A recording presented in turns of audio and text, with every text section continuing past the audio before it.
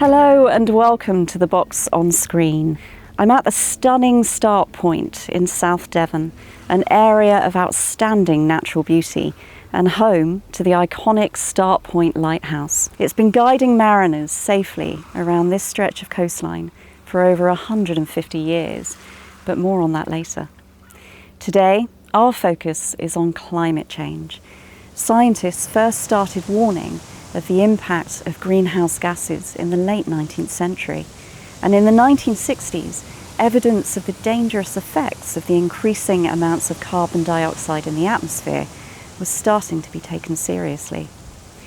Extreme weather events began to be reported frequently on the news from the 1960s, and the increase in those events was starting to be attributed to global warming. So today I'm here with Hayley Herridge, a conservation officer from the Life on the Edge project, which is supported by the National Lottery Heritage Fund. Now, Hayley, you've been helping me to dive into the archive to pick out clips that talk to climate change through the decades. But before we look at those clips, can you just tell me a little bit about the Life on the Edge project? Yeah, sure. So the project aims to restore viable, healthy populations of some of the UK's rarest and threatened invertebrate and plant species down here on the South Devon coast. So we're working between Berryhead and Wembury, where we have one of the last remaining colonies of the six-banded nomad bee, Mediterranean oil beetle, grey bush cricket, and plants such as the Goldilocks aster, slender birdsfoot trefoil, and autumn squill. So, Hayley, how does the project restore and maintain these local habitats? So we're working with local communities basically to put the wildflowers back. So we want to create a robust, connected network of wildflower-rich habitat.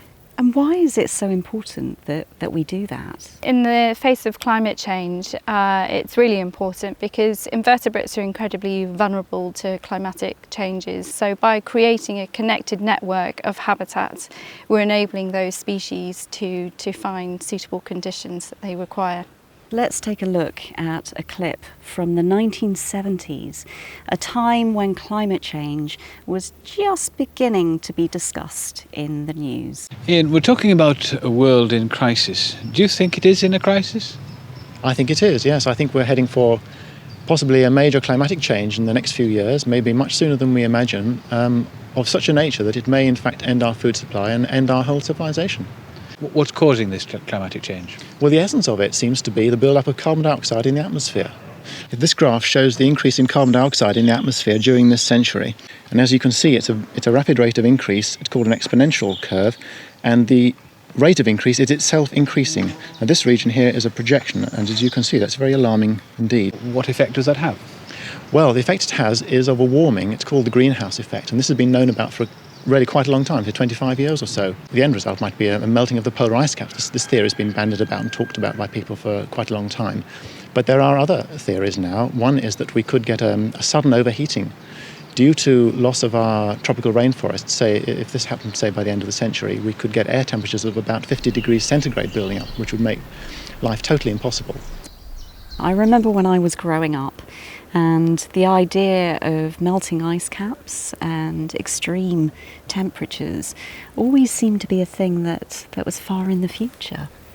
Yes, I know, and it feels like climate change is really with us now, particularly as we're experiencing kind of extreme storms in winter, odd weather in spring, droughts or extreme flooding, and then long, hot, sort of drier summers. Which is why I feel like the Life on the Edge project, it's so important that it happens now, because we need to create a more robust, resilient landscape that can cope with these extreme weathers.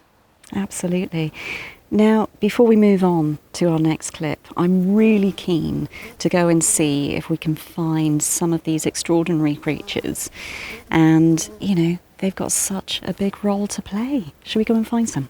Yes, let's go and have a look. So, Hayley, the study of entomology.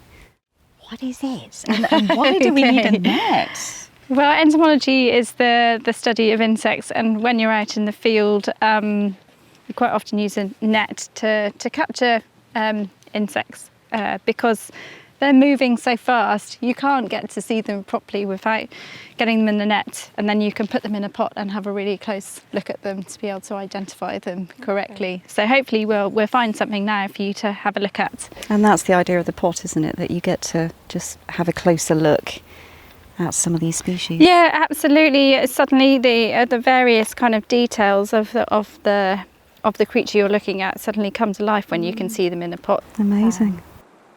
Next, we're going to look at a story that focuses on the nearby village of Beesands. And here we have a clip from our archive which looks at a particularly violent storm in 1969. Well, I slept in the house that night till 4 o'clock in the morning, and then I got up because I knew the sea was so bad bashing against the house that something was happening. It would be unsafe to stay. How frightened were you? I was terribly frightened. What's going to happen to the house now? Will you go on living here? Well, I would like to, but I can't, not if we don't get a sea wall, because it's unsafe. Now that clip really does show the impact that severe weather can have on communities and people. Yes, I think that's a real sort of extreme example, isn't it, of life on the edge there. Further along the coast, there are other places, and sort of in the context of wildlife, we have increased kind of pressures from climate change and other factors as well. So that's why Life on the Edge project is really important in terms of putting that habitat back and just relieving some of those pressures that wildlife face. I couldn't agree more, and honestly thank you, Hayley, for spending some time with us today. Oh, thank you very much for having me along. Now for our final clip, we return to the iconic Start Point Lighthouse, and I found a clip from our archive from 1992 which marked the end of an era here. It stood as a monument to Victorian Gothic architecture since 1836.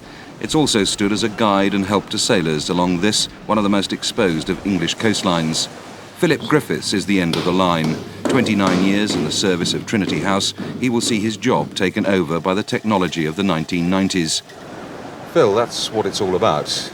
The lamp. That's 1,500 watts, but how much is that worth? Well, I've been given a quote from one of our engineers of £200 for a replacement of one of these. But in fact, it's rather, should I say, important for you to note that these lamps, projector lamps, are no longer manufactured. So in other words, they're a priceless commodity for Start Point Lighthouse, because with automation due up, I haven't got very many of these left in stock. So you have to guard them like the crown jewels.